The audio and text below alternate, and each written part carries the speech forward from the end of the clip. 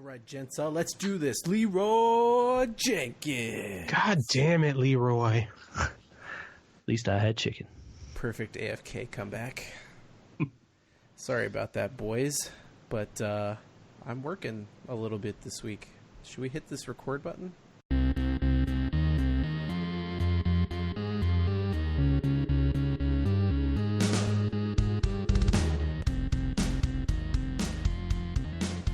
Gucci?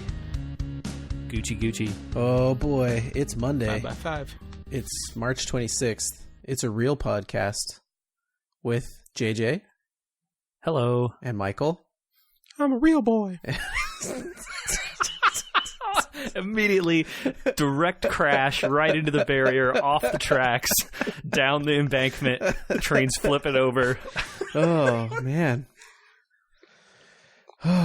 Well, thank you. How you doing, guys? Yeah, well, good. I don't know how I sound to you, but I am on the road currently working, which hasn't happened for a while on this pod, but some people will remember that it does happen.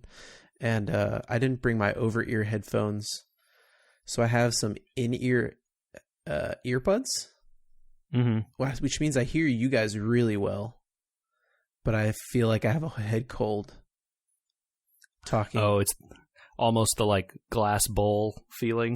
Yeah, very much like, I mean, I almost basically got earplugs in, so it's just resonating around my skull. Anyway. Yeah, I know the feeling. Yeah, it's it'll be interesting. But we're here. We're all together. Digitally, that is. I again working, but I finished a small project in my home. We haven't done a homeowner's minute for a while, and I just want to announce. Oh, yeah. I built a bed. Ooh. Hold on one sec. Oh, okay. Hold on. Oh, yes. Thank you very much. Awesome. When you're still in the office and your Starbucks shows up. Nice. Edit it out in post. Anyway, I built a bed, which is the shipping date was 1 year ago today on the boxes that were just opened. Okay. Is Happy anniversary. Yeah. So I felt like Is this a IKEA type bed or a non-IKEA type bed? It is a bed with veneers, however, built of wood, unlike an IKEA bed, which is built from spit and some sort of, I don't know, egg carton mash. Sawdust, mostly, I think. Okay, cool. So it was probably complicated then. No, overall, beds are no longer very complicated, especially now that you don't use a box spring anymore. And you just sort of stick slats on the bottom. Oh, okay, got it. Oh, yeah, one of those. Yeah, Okay. yeah. So, I mean, unlike an IKEA bed, it shouldn't fall apart in like a year, but it's nice. We have a guest bed now. It's pretty great. Nice, dude. Yeah. Homeowner's minute. Yeah. I have a minor update. I am continuing to build a horseshoe pit in my backyard. It's not done yet, though. The backstop is mostly done. Well, you were deterred by rain. Yeah, and there's been a good amount of that, actually. Which is good, let's be clear, but detrimental to the homeowner projects that take place outside. Correct. Yeah. Yeah, we do like things to turn green and grow every once in a while out here. It is helpful to fill the reservoirs as needed, but, you know. Right on. Well, what have people been playing? Well, I think JJ and I spent some time in the same place on Saturday afternoon for a little while. Yeah, we were both in Zemuria at different points in time, I suspect, but at least traveling the same fictional worlds. Zemuria would be Trails of Cold Sky. Sure, why not? Basically there, yeah. Awesome. So a lot of RPG time. Sweet. Yeah. When quick discussions with Michael, it sounds like he's getting pretty near to the end of that first chapter. I am in the last chapter of the first chapter. Yes. What? The first chapter is divided into 5 parts, which are also helpfully called chapters. Are you in the last chapter of the first chapter of the first series, or the first chapter of the last chapter of the second series? The former. Not the laster. Latter. I don't. What do we? Helpfully, the game is named Trails in the Sky, first chapter. And that game he is in the last chapter of, which isn't at all confusing, as Andrew just proved. And actually, Not in the slightest. yeah, sure. I am playing a game that is a very straightforward sequel because it is called Trails of Cold Steel 2. Therefore, it comes after Trails of Cold Steel 1. It's been a long day and I feel silly. And I just, RPGs, sometimes we have to laugh at them. Hey, sometimes they are for laughing at. Oh, yeah. Right on. Well, what's the big news of the week? Actually, I have been playing off and on a little bit of one other game. I decided to dig into my Twitch Prime subscription that I've had for a while and haven't really done anything with. Yes. Nice. Which apparently lets me accumulate several different games that I didn't know that I owned. So I dug in there and just opened one that seemed small and kind of bite-sizey. And I played some of a game called Mr. Shifty. Mr. Shifty. I feel like you need to whisper that name. That name sounds vaguely familiar. Well, nothing that happens in the game is whispering based. You are a man who starts as a thief, and you are infiltrating this building. The game is broken up into like levels and stages, and as soon as you die, you respawn at the beginning of the most recent room. And then you're basically infiltrating this building to steal something that there's not really a lot of a story because the whole game is basically taking use of this power that your hero has to teleport a short distance forward. And so, it's you use your left control stick, gamepad recommended. You can play it with a mouse and keyboard, but the analog control is very helpful to be able to teleport in 360 degrees very quickly. And you have like 5 teleports before you sort of run out of them and need to let them recharge. They sort of recharge over time. And then you're just fighting like innumerable amounts of guards. And it gets pretty ridiculous. They start off with just big dudes that want to punch you, and then guys with guns, and then shotguns, and then like assault rifles, and then rocket launchers, and then guys that can teleport and have rocket launchers, and grenade launchers, and flamethrowers. It just goes. It's very silly. And the stages are short, but, like in that way where you kind of have to figure out the puzzle of how to get through all the guys because there's rockets bouncing off the walls, and everything kills you in one hit, right? Oh, excellent. Of course. So it's like a teleport around people and have them shoot each other or punch this guy so that he flies into that door and knocks it over and kills the guy behind that. And then it blows up the grenade and all this stuff. And it's a very short game because you can just jump in, do a few runs, you die, you start over, oh well, nothing really lost. And it counts your time and your death count as like the only metrics. I like this new run-based genre of gaming. Is it, so I'm picturing here, JJ, like 2D top-down view of the room? Yeah, it is like a top-down kind of view. It's like not quite 2D, but Link to the Past? Yes, yeah, that's a good kind of overhead view. Okay, yeah. But you move with the left analog stick. On an Xbox controller, the A button, so the bottom button is your teleport, and you can kind of just spam the teleport and run around. You have a button to punch people, and then you have a button to pick up stuff. You can pick up stuff and hit people with like statues and sticks and swords and whatever, and those kill people also. It's very silly, and the characters in it are all extremely silly. It's just something to do when you like want to play something quick, but don't really want to like invest your time in reading a bunch of text in an RPG. And you just want some stuff to blow up, a lot of blowing up. Sounds fun. And I had it for free from my Twitch Prime subscription, so hey, figured check it out. It is a good reminder for people to at least once a month go to Twitch and log in with your Amazon Prime account, because you can click there and there's usually a bunch of notifications of games you have to click claim. to put in your Correct. account. Yeah, that's a really good PSA. And I think this month there's actually several games available. Yes, and one I want to take on as a group later would be Oxenfree. I think that would be a good one. Yeah, I've heard a lot of good stuff about that. So I think that's definitely on the list of stuff I will want to play sooner than later. Cool. Yeah.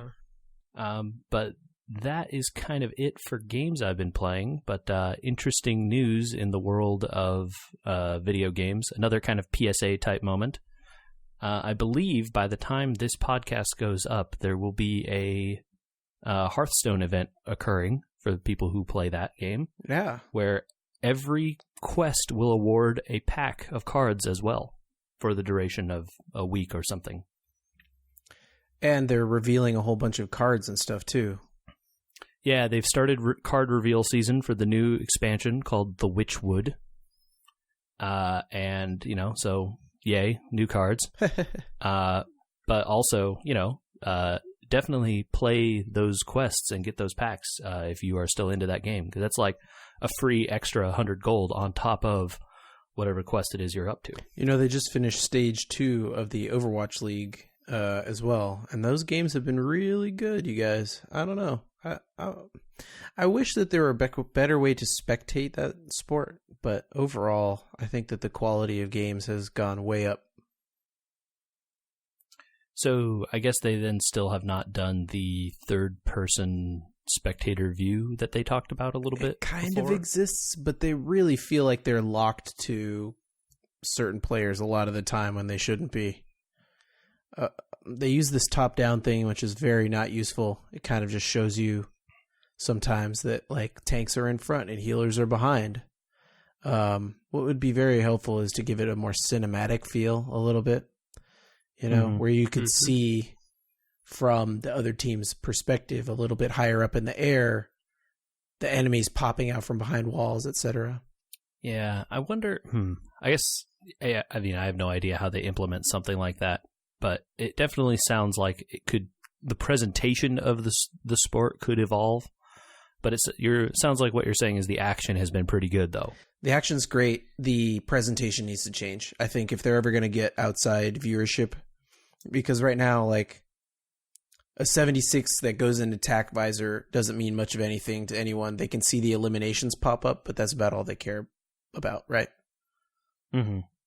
So when they follow that, it's exciting for people that play the game to watch the TAC visor and be like, oh, he's going to get a bunch of people. But if you don't really know what's happening, you kind of just like, okay. Make The it more colors. friendly for the more casual viewers. Yeah, exactly. Yeah. Anyway, I just thought I'd throw that in there since we were talking about Hearthstone and they just ended the stage and the games are good. Teams that people thought were going to be great are mediocre, and teams that people thought were going to be great are good. And it feels like a professional sport in a weird way, where like players kind of matter. That's good. That's like what you want, Definitely. I think. Yeah. Yeah, it's a promising start. Yeah. It's good. Michael? I've done a couple of things actually since I talked to you guys last. I played through a demo. There is a game in the works. There are games with demos. There are still games with demos. I know, right? Wow. And not even a studio title. This was an indie game. There is a game in the works called Hazelnut Bastille. And I don't know if you guys saw, you might have seen a Kotaku article about it, because the music composer from Secret of Mana just signed on to do the music for it. Huh. But the game itself is basically homage to Link to the Past. Okay. You play a girl who's on a quest. And, very similar. You've got a sword, you've got a shield, you've got hearts worth of health.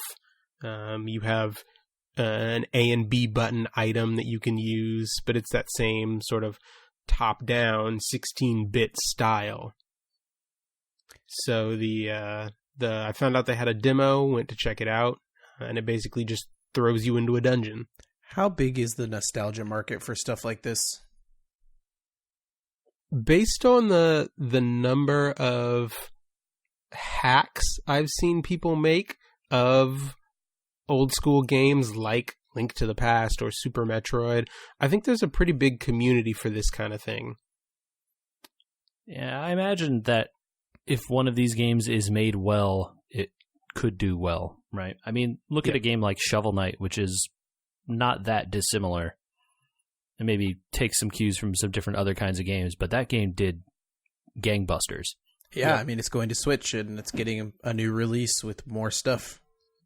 Yeah, it's had several of those new releases with more stuff already. So yeah, I think the market is there if people are doing good stuff. So I don't mean to derail you guys, but during that Nintendo Direct, we forgot to mention that there are games for the Switch that came out with the Switch that are now getting re-released for the Switch with more stuff. How do you feel about that? What? Sonic, a couple other games that came out at Switch release are now coming back as Plus games, which means they come back with their DLC and retail packaging.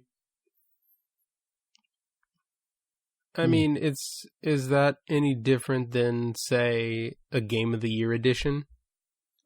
Has it been a year?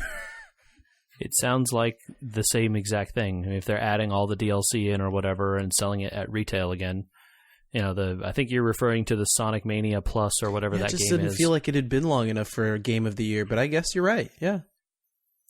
Yeah, if they did DLC stuff for that game, sell people that want to buy it late, full thing without having to buy the DLC separate. I'm definitely behind. Okay. I'm behind Game of the Year games, and I didn't realize it had been long enough for us to see Game of the Year games for the Switch. That's really crazy.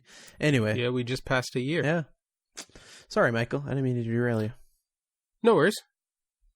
But yeah, I liked it. The puzzles were definitely challenging, and they don't make it easy on you. It's a lot harder than Link to the Past. My issue with it was, and I'll be interesting to see if they tweak this when they release the game. The combat didn't feel difficult because the enemies and the bosses were hard and you had to figure out the pattern. There was that element, but the whole time I just felt like the character movement is a hair too slow.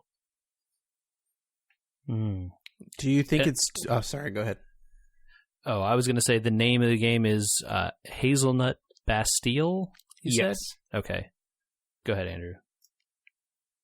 My question is, does it feel slow because of modern games, or is it actually slower than A Link to the Past? Because playing some older games on my SNES recently, things are slower than I thought they were. Sure. It feels slower than a modern game for sure, but it also feels slower than playing a game like Link to the Past. And I don't necessarily mean like the game plays slow. I mean, it feels like you are at a disadvantage because your character is moving so much slower than everything else in the environment. So it feels like they need to tune in the movement speed just a little bit to make it a much more enjoyable playthrough. But everything else about it I really enjoyed. The item that you get in the dungeon was a real unique way of using the environment.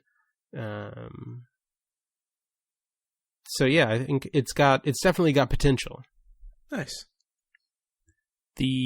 I wonder if that's the kind of thing that a game fixes by giving you something akin to the Pegasus boots from Link to the Past, where as soon as you get them, you're charging around all the time.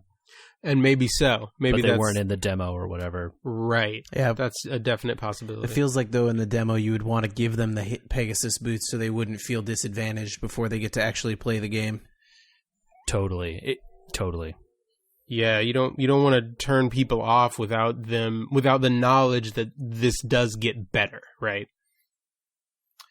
Yeah. I don't know. I was just wondering, did they have something that, I guess, who knows? We'll see, I guess. Yeah. Yeah, the last demo I think we played was the Battletech demo. I haven't played a demo since then, at least. Yeah, that's definitely the last one I've looked at. Oh, that game's starting to look good, you guys. Yeah, they finally starting to show more of the single player stuff, and it sounds pretty rad. So I did a thing over the weekend as well. You did a thing. I did a thing. Wow. I was inspired by your cast last week to tackle something that we talked about a while ago on a previous pod, and I decided it was time to try it out. You went and broke down Lego's door to get you your extra piece. No, still haven't done that. Okay. JJ, let me ask you a question. What is your biggest complaint about the SNES Classic? I would say the biggest complaint is that there isn't enough rad games on it. Maybe there's no Chrono Trigger. So I went and fixed that. Yeah. Oh. Yeah. So is it broken forever now? No, it was actually really simple. Shout out to SNESClassicMods.com. There's Of course. Rad. Of course there's a website. That existed when the NES came out, I'm sure. Yeah, it looks like they just sort of built the site out from the NES hacking, and they use the same tool, actually. It's just been modified. Cool. How does it work? Break it down, yeah.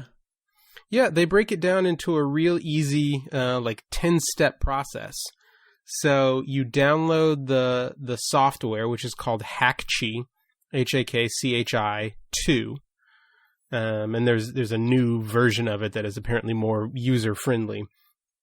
So you download the software, you get it up and running, and then you plug in just the USB from your SNES Classic into your computer with it powered off. You set the software to do a dump of the kernel on your console, and then you power it on. You hold the reset button and power it on, so I guess it goes into developer mode. And then the software automatically goes in and it pulls all the data that is on your SNES Classic by default, and it makes a copy. That's the first thing it does, just in case something goes wrong. Oh, which is smart. Very appreciated. Yeah, nice. And then backs it up for you.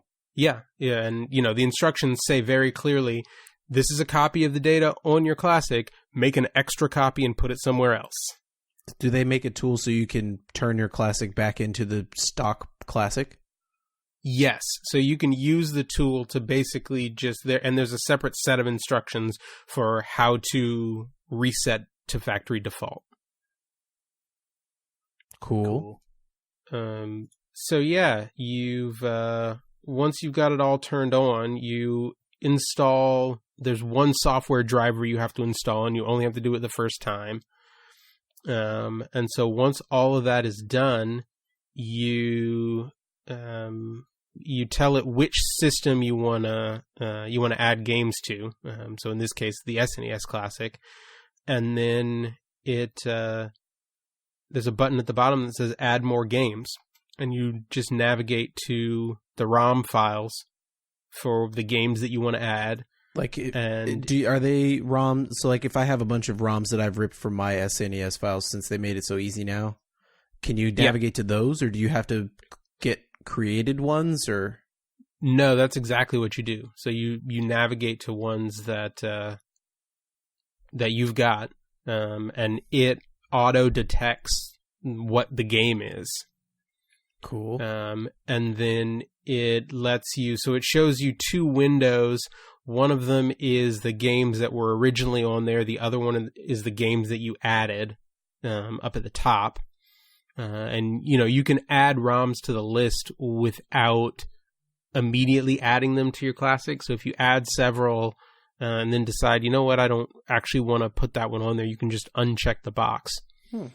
And then really nice is there is a feature where you can highlight everything that you've just added to your list and say, download box art. And it automatically goes out to the web and finds the related box art for all of the games so that when they show up, when you boot up the SNES Classic, you get the box image just like the games that are already on there. That's cool. That's really cool, actually. So it seems seamless. Yeah. If you don't like the image it finds, you can go out and add your own very easily. Oh, even better, because I would look at it and be like, well, that's not high enough tongue. That's not high enough resolution. Oh, then you would like the way that they do it, because if you say, I want to find a different image, it's integrated into Google and it returns just the images with their resolutions underneath them. Oh, and you can just pick from those? Yeah, you can pick any of the images. Sweet. That's very cool. Yeah, so once you've got your list done, you basically just say add to SNES Classic, and it goes through the whole process of flashing the memory and putting all the new games on it. So if you want to add a new one later, do you have to reflash the whole thing? No, it's streamlined so that it's faster the second time around. So I imagine the first time, after you've dumped everything that's on there initially and saved that off wherever, that first load after that process takes kind of a while. But then after that, I imagine it would be pretty quick, just loading single or 2 or 3 or 4 games or whatever you're doing at the time. Right. That's awesome. Yeah. So when you boot it up, it shows you all of the, all the tiles for the games that were originally on there, just like they're displayed, except at the end of the row now, there is a folder icon that says more games.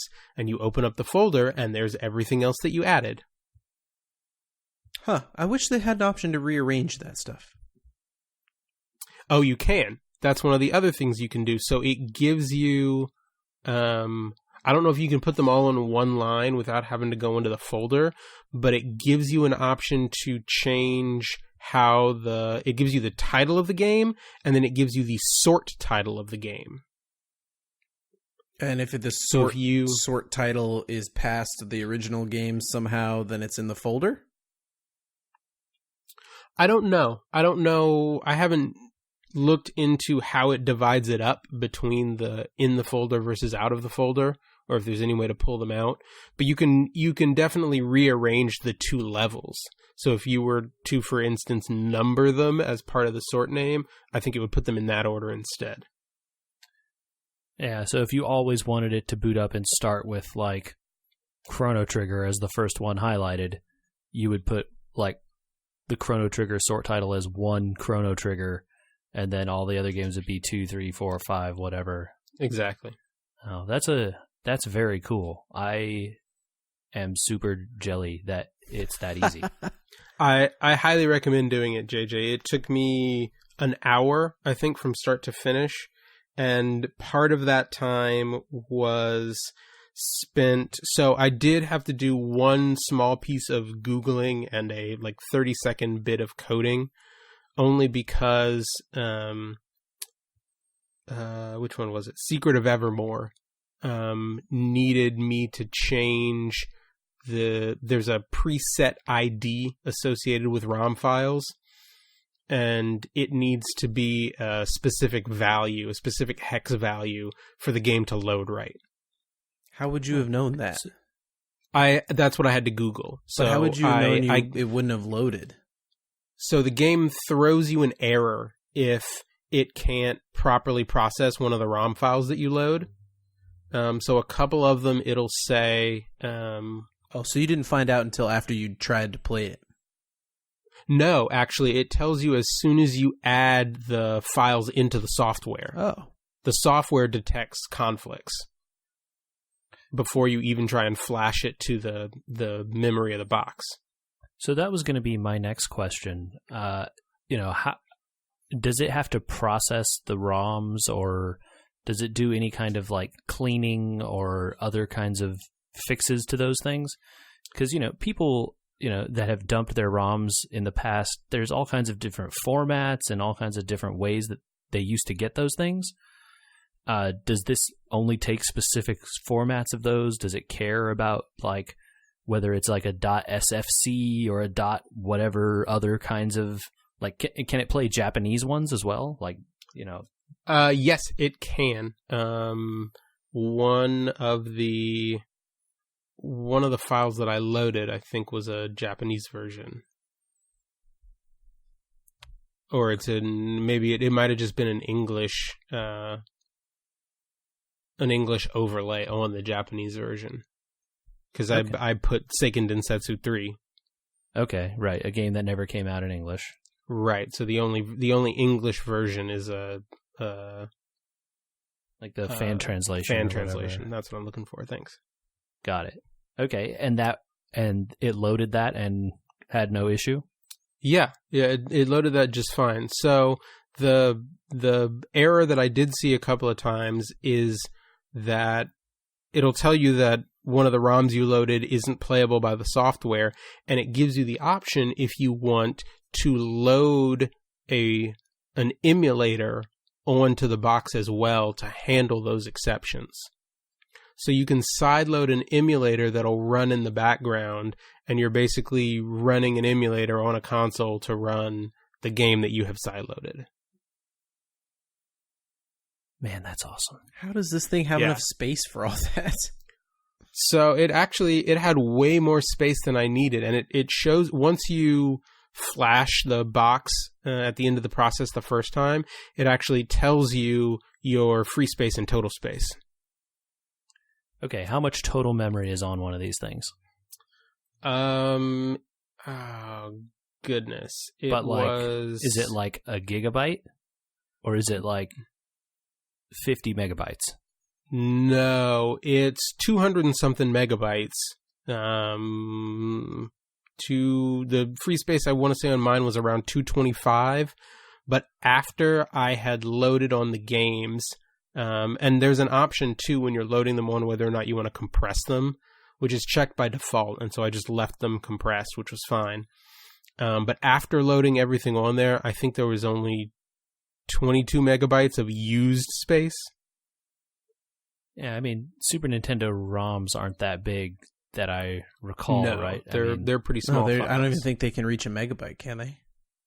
Yeah, and I don't think so, because I think all those carts were like 3 megabit, and that's, bits being less than bytes and all. Right. Man, that's so cool. They have done a lot in that scene since I paid attention to it last. That's like they've made it really easy. It sounds like. It's such a simple process. So yeah, I literally had to change the header ID, which is a simple Control Shift E, something like that, to pull up the menu for header IDs, and then you just punch in the new number, which I found by Googling. Someone has maintained a Google Doc of here are all the games that, despite what it says, can actually be played, and here's what you might need to do to make them playable. This stuff is blowing my mind. That's so rad. So I'm just so surprised that the software has gotten so user friendly, because like I assumed that there would be software that would let you do all these things. I did not expect it would be all one piece of software and it would do it all kind of like more or less. It sounds like almost at the touch of a button. You just like click the go button and it does nearly everything, it sounds like. Yeah, it's pretty great. It is definitely something that you should check out, JJ. Yeah, Actually, I will need to do that. I just sent you guys a picture that you'll appreciate. Maybe I can do all this when my Nintendo 64 Classic comes. Yeah, I'm sure they'll just update it again for the new system, because I'm sure Nintendo is just going to use the same architecture again. They have to, right? I mean, right? They'll just make the hard drive a little bit bigger if they need to. What game would you want to see on an N64 Classic? Ooh, just one. Well, I mean, like everyone is going to say the obvious stuff, like Mario 64 GoldenEye. or GoldenEye, Legend Smash. of Zelda, sure, Yeah. all those. Smash. Look, those will all be on there. What's one that you want? I'm gonna go with. I've pulled this one out before. I'm gonna go with Jet Force Gemini. Nice. I'm gonna go Perfect Dark. Perfect Dark's pretty good. Nice. I never really had an N64 growing up. I don't really have a pull here. I kind of only know the popular stuff. Poser. It's all good. True. It's all good. We need I need something else to wrap my mind around, because I can't, without having a console to jailbreak like that, I just can't fathom. Somebody give me something real world to chew on. You need stuff that's real? Yeah. Legos are pretty real. Yeah, they are. They're pretty cool. I like Legos. You can build them. I did. Yeah, you can. You can touch them. People can't hack them. They can hack them in a way that you're like, how'd you build that? And then they give you instructions and you build it, and it happens in front of you and you do it with your hands. Not like trusting some weird software and some hexadecimal coding or whatever. Although they do have like a programmable Legos thing, don't they? Where it's like a little robot. Technics? Oh, yeah. They do have the Technics. Or yeah, I think it's Technics. Is it still called Technics? I don't know if it's still called Technics, but I think it was called Technics. Yeah, those are robots. Yeah, I think that. But I did a thing with Legos not too long ago. I bought the biggest set they've ever created. Did you? The Millennium Falcon? There are now 2 Millennium Falcons on the pod. Yeah, I think Michael also has one. Yes. Michael has 99.9% of one. Yours may be more. I'm not going to do that. that. I'm not going to do the math to figure out what 1 over 7,000 whatever is. It might be higher than 99.9. There might be a few more nines there. But yeah, so I have this giant box sitting somewhere. I have no idea where I'm going to be able to build it, because there's no space in my house for this whatsoever. What if I could make a recommendation, JJ, if you have room for the box, build it on top of the box. It's not too heavy for that? No, it's actually not. Mine has been sitting on top of its box since I put it together, and the footprint of the box is just the right size for you to have all of the feet sit flat. I was thinking about putting up a card table here in my office and building it there. How would you be able to get around it once it's... Yeah, that would be a problem. Standing desk all the time. I want to mention though that I did buy this off the internet, as one does, but from the official Lego site, so it showed up as available for sale at some point. Just, hey man, you could buy this if you want, I guess. And so I did. And shipping a giant heavy box is not easy, you guys. Well, one that's worth turns out one that's worth that much money? No. Well, so they have so they didn't say when I bought it. I didn't pay for like expedited shipping or whatever, because it was already costing $1 million. Sure. But they didn't say it was going to require a signature to pick up. They didn't tell you that? No. Oh. The store did not indicate that, but the FedEx shipment did. And so I was like, oh, okay, well, I'll redirect it, because obviously I'm not at my house. There's no one there to pick that up, to make that signature. It's like, oh, I'll redirect it to a FedEx store or whatever and can pick it up there sometime. Nope, can't do that either. You have to wait for them to fail to deliver it a bunch of times, and then when they call you to tell you that you failed to deliver it to you 3 times, then you can tell them to reroute it to a FedEx store. I was like, this is a waste of everyone's time. Oh, man.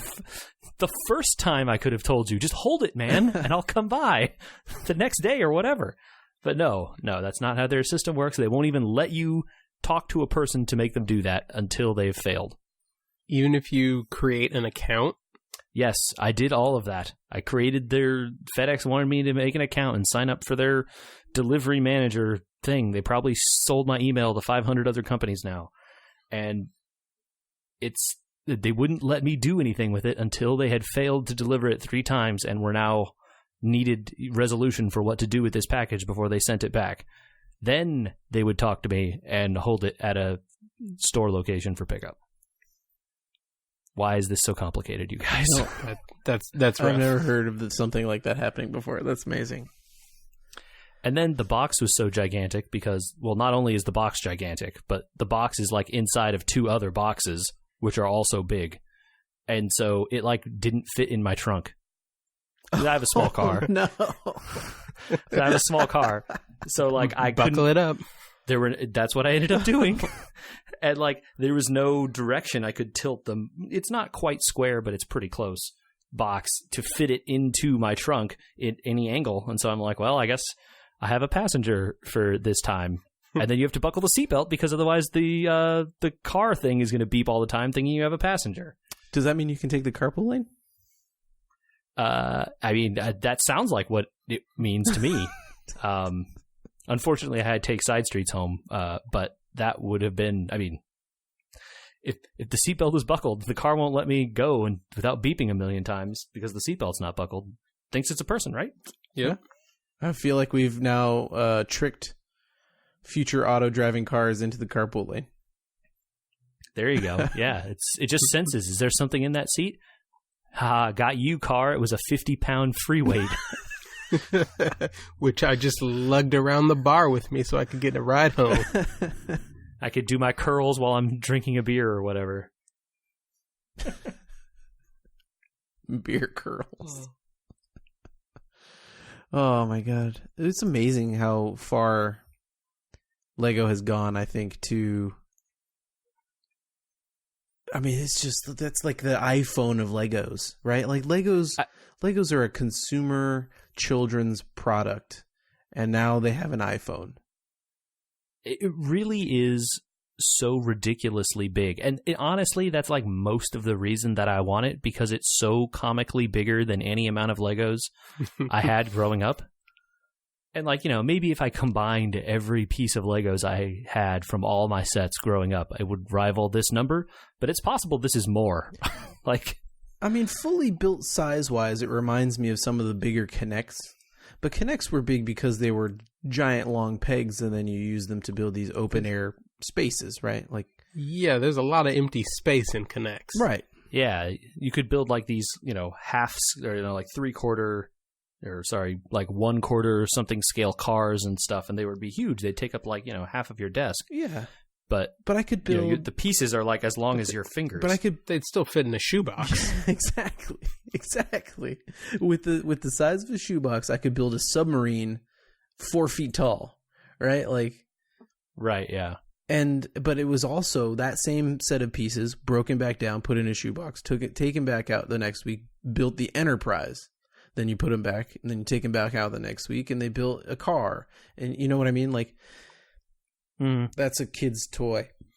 That's what Legos are, right? My daughter has Legos.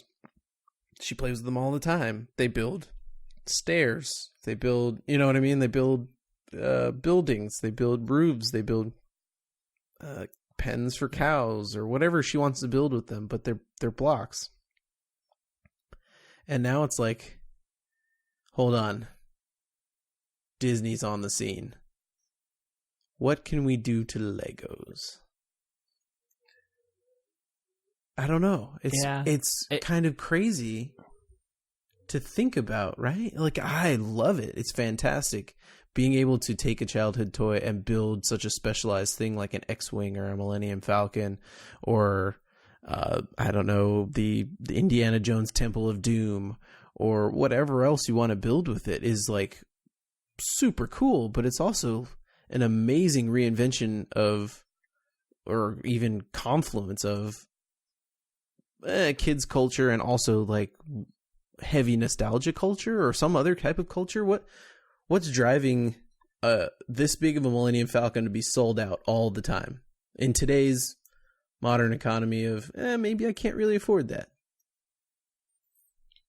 I think it's a combination of nostalgia, rarity. In some cases, there are some people who know how well Legos hold value, and so will just sit on them with the intention of eventually flipping them. which one was it? The Taj Mahal was one of it was at one time and for a long time, I think, the biggest Lego set. And it was from what is that? A decade, two decades ago. 2 decades ago, 3,000 pieces, chumps. Yeah, something like that. But, they only did a limited run. You couldn't find it. And so people were, occasionally you'll see them pop up on eBay for several $1,000s. Although they did just re-release that set finally. I think there is something to the idea of, people want to own the one that's like the biggest and the best, right? Whether biggest actually conflates to actually best or not can be up to debate, but you can definitively say the one with the most pieces is the biggest, right? Sure. So there's certainly something about that with regards to this one in particular, since it is the most, right?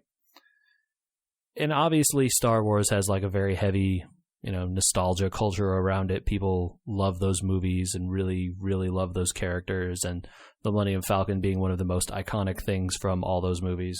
It also makes weird sets of Star Wars Legos sell that you're like, who wants this? I don't understand why you want the Naboo or Gungan submarine Lego, but they sell for as much as they sold for when they were new.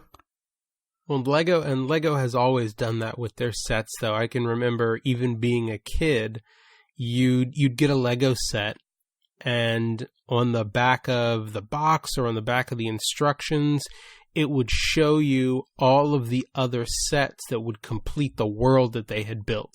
So maybe you were building a pirate ship, or maybe you were on an ice planet. They would show you the sets that would flesh out the rest of what you were building, right? So they would try and pull you in with the one that you got to try and get the other ones. And definitely, like I would buy the like space plane ones or whatever, and then I would build them and play with them for a while, and then end up like disassembling them completely to build other crazy space planes or whatever of my own creation, right? Mm-hmm. I wonder how much of that translates over into the like, hey, this is Luke Skywalker, or hey, this is, the Darth Vader Lego minifigure, and like, are you making crazy planes of your own for Darth Vader, or are you making Darth Vader's plane? I don't know. I don't have a lot of baseline information on what people do with their Legos now, but I do know what you're talking about. Like, oh, I got these Legos, and yeah, I built the little ice planet crawler with them one time with 6 wheels on it, but then it just became a thing after that I disassembled and used for other parts.